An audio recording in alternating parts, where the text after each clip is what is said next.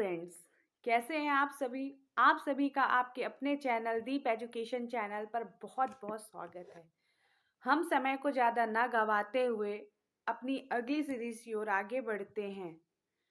इनमें से हमारे पास पहला क्वेश्चन है, मध्य प्रदेश की किन गुफाओं का संबंध जैन धर्म से है। तो हमने कल मृतहरि की गुफाओं को पढ़ा है, बाघ की गुफाओं के बारे में पढ़ा है, उदयगिरी की गुफाओं के बारे में पढ़ा है। हमने नहीं पढ़ा है तो पांडव गुफाओं के बारे में। तो अगर ये क्वेश्चन अगर ऐसा आता है, अगर हमने ये तीनों गुफाओं के बारे में भी जाना है तो हम क्वेश्चन को बहुत ईजिली तरीके से एलिमिनेट कर सकते हैं। सो गाइज, आप कमेंट्स में आंसर दीजिए कि हमने भृतहरि की गुफाओं के बारे में क्या पढ़ा था, बाघ की गुफाओं के बारे में क्या पढ़ा था। तो हमारा यहाँ पे आंसर होगा बी, कि उदयगिरी की गुफाओं का संबंध हमारा जैन धर्म से है। हाँ जी, उदयगिरी गुफाओं का संबंध हमारा जैन धर्म से है। उदयगिरी की गुफाएं कहाँ स्थित है? उदयगिरी की गुफाएं हमारे विदिशा डिस्ट्रिक्ट में स्थित है। हाँ जी, अगले क्वेश्चन की ओर हम जाते हैं। अगला क्वेश्चन दिया है कि उदयगिरी की किस गुफा में 12 अवतार का चित्रण किया गया है। हम ये बहुत अच्छे से जानते हैं कि उदयगिरी की जो गुफाएं हैं 1 से 20 तक की दी गई हैं। उदयगिरी की गुफाओं का निर्माण जब हुआ था तो जैन धर्म से संबंधित था। उसमें 1 से लेके 20 तक की गुफाओं का वृत्तांत है। गुफा नंबर 1 और 20 जो है जैन धर्म से संबंधित है। तो यहाँ पे हमारा 2 ऑप्शन क्या हुआ? एलिमिनेट हो गया। अब बचे 2 ऑप्शन, गुफा नंबर 3 और गुफा नंबर 5। तो हमारा आंसर सी होगा, गुफा नंबर 5। गुफा नंबर 5 में हमारा विष्णु वाराह अवतार के झांकी का चित्रण दिया गया है। तो हमारा क्या है? उदयगिरी के गुफा नंबर 5 में वाराह अवतार का चित्रण किया गया है। इसके साथ ही हम अगले क्वेश्चन की ओर जाते हैं कि मध्य प्रदेश में पांडव गुफाएं कहाँ स्थित है। मध्य प्रदेश में पांडव गुफाएं हमारे ऑप्शन नंबर ए पचमढ़ी में स्थित है। हाँ जी, पचमढ़ी क्या है? पचमढ़ी हमारी मध्य प्रदेश का एकमात्र हिल स्टेशन है। पचमढ़ी हमारे मध्य प्रदेश का एकमात्र हिल स्टेशन है। पचमढ़ी को हम सतपुड़ा की रानी भी कहते हैं। पचमढ़ी को पर्यटकों का कश्मीर भी कहा जाता है, पर्यटकों का स्वर्ग भी कहा जाता है, मध्य प्रदेश का कश्मीर भी कहा जाता है। तो पचमढ़ी क्या है? मध्य प्रदेश की एकमात्र हिल स्टेशन में आता है। तो पचमढ़ी में पांडव गुफाएं स्थित हैं। कहा जाता है कि जब पांडव अज्ञातवास के लिए निकले थे तो 1 वर्ष के लिए पचमढ़ी में इन्हीं गुफाओं में रहे थे, तभी से इनका नाम पांडव गुफाएं रखा गया। तो हमारा आंसर क्या हुआ कि पांडव गुफाएं कहाँ स्थित है? पांडव गुफाएं ऑप्शन नंबर ए पचमढ़ी में स्थित है।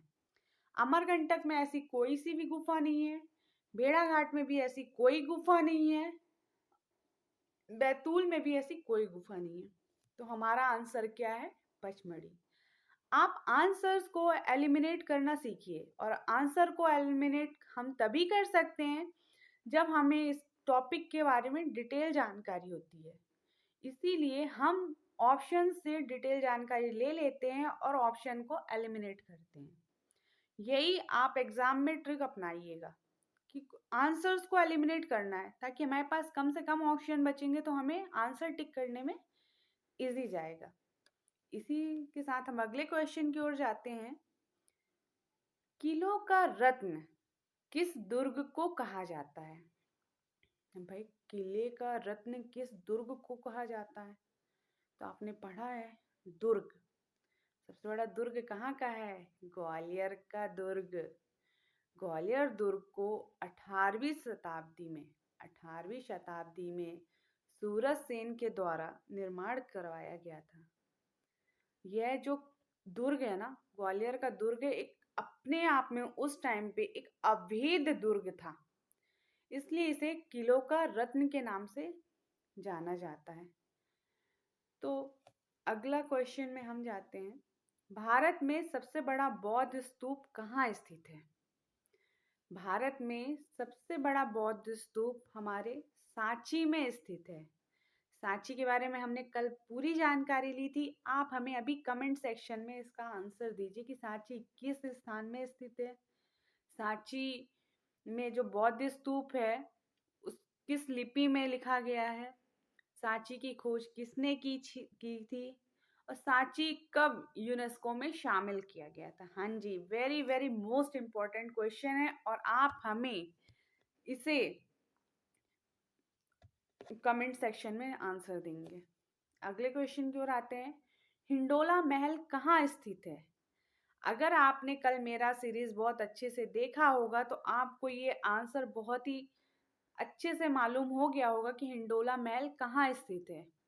अब जल्दी से एलिमिनेट कीजिए आंसर्स को कि हिंडोला महल कहाँ स्थित है। क्या फतेहपुर सीकरी में कोई महल है?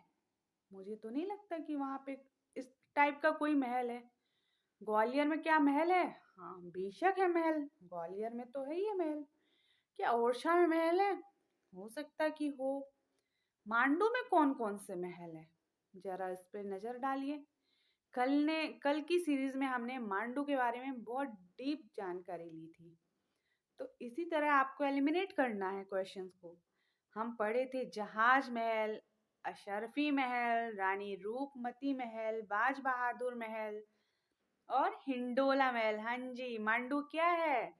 सिटी ऑफ जॉय, है ना, खुशियों का शहर, आनंद की नगरी। मांडू किस जगह स्थित है? मांडू हमारे धार जिले में स्थित है। तो हिंडोला महल कहाँ स्थित है? हिंडोला महल हमारे मांडू में स्थित है। तो आंसर नंबर बी होगा। अगले क्वेश्चन में आते हैं हम। ओरछा कौन से जिले में स्थित है? ओरछा बहुत ही, ये पर्यटन स्थल बहुत ही अच्छा है और यहाँ पे राम मंदिर बहुत शानदार है। कभी अगर किसी को भी टाइम मिले तो जरूर जाइए। और ओरछा के बारे में हम थोड़ा सा जानकारी ले लेते हैं। ओरछा हमारे answer option number C Tikamgarh में। ओरछा टीकमगढ़ में है, लेकिन वर्तमान में अब यह निमाड़ी जिले में आ गया है। टीकमगढ़ से 80 किलोमीटर दूर निमाड़ी में ओरछा है। ओरछा हमारे बेतवा और जामनी नदी के संगम पे बना एक द्वीप है। ओरछा 16वीं शताब्दी के राजा रुद्र प्रताप सिंह ने यहाँ पे ओरछा का निर्माण करवाया था। तो ओरछा हमारा कहाँ है? तो ओरछा हमारा टीकमगढ़ में है, वर्तमान में, जो कि निमाड़ी जिले में है। आप कमेंट सेक्शन में हमको ये बताएंगे कि निमाड़ी हमारे मध्य प्रदेश का कौन से नंबर का जिला है और इसका कब निर्माण हुआ है। निमाड़ी को कब मध्य प्रदेश के जिले में लिया गया है, ये आंसर आप हमें कमेंट सेक्शन में जरूर बताएं। सांची स्तूप के शिलालेख किस लिपि में है? अब सांची के बारे में भी लास्ट सीरीज में हमने बहुत अच्छे से पढ़ा था कि सांची के स्तूप का शिलालेख किस लिपि में है? ब्राह्मी लिपि में। और ब्राह्मी लिपि की खोज किसने की थी? जेम्स प्रिंसेप के द्वारा की गई थी। जेम्स प्रिंसेप ने ब्राह्मी लिपि की खोज कर सांची को इतिहास में नींव डाली थी। तब तो हमारे इतिहास में पता चला कि सांची भी कुछ जगह है। और सांची की खोज किसने की थी? जनरल टेलर ने की थी। ये याद रखिएगा, जनरल टेलर ने सांची स्तूप की खोज की थी, लेकिन ब्राह्मी लिपि की खोज किसके द्वारा हुई थी? जेम्स प्रिंसेप के द्वारा। जेम्स प्रिंसेप ने ब्राह्मी लिपि की खोज की, इसी से सांची हमारे इतिहास में आया। अब हम आते हैं अगले क्वेश्चन की ओर। पचमढ़ी किस पहाड़ी पर स्थित है? हाँ जी, पचमढ़ी। पचमढ़ी क्या है? हमारे मध्य प्रदेश का एकमात्र हिल स्टेशन। पचमढ़ी हमारे एमपी का क्या है? कश्मीर है। पचमढ़ी को हम सतपुड़ा की रानी के नाम से भी जानते हैं। पचमढ़ी को हम पर्यटकों का स्वर्ग भी कहते हैं। तो पचमढ़ी कहाँ है, किस पहाड़ी में स्थित है? पचमढ़ी हमारे ऑप्शन नंबर सी महादेव पहाड़ी पर स्थित है। हाँ जी, धूपगढ़ की चोटी है, पचमढ़ी में ही स्थित है धूपगढ़ की चोटी। मैकाल कहाँ है? मैकाल हमारे अमरकंटक क्षेत्र में मैकाल पर्वत श्रेणी पड़ती है। तो महादेव जो है ना, महादेव पहाड़ी हमारे कहाँ स्थित है? महादेव पहाड़ी हमारे नर्मदा और ताप्ती नदी के बीच में स्थित है महादेव पहाड़ी। सो गाइस, अगले क्वेश्चन की ओर हम आते हैं कि किस मोरक्को यात्री ने अपने लेखों में खजुराहो मंदिर का उल्लेख किया था? तो मोरक्को यात्री हमारे थे option number B Ibn Battuta. Option number B में इब्न बतूता जो दिए हैं, यह एक मोरक्को यात्री थे जो कि अरब से आए हुए थे। यह दक्षिण अफ्रीका के मोरक्को के एक प्रसिद्ध नगर तंजारिन तंजारिन में 24 अक्टूबर 1304 में इनका जन्म हुआ था। ये महान लेखक थे, विद्वान थे।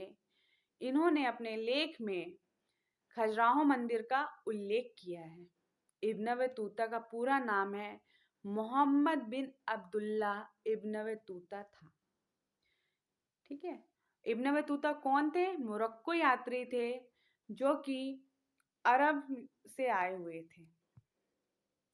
तो थैंक यू गाइज, आपका बहुत बहुत धन्यवाद दीप एजुकेशन पे।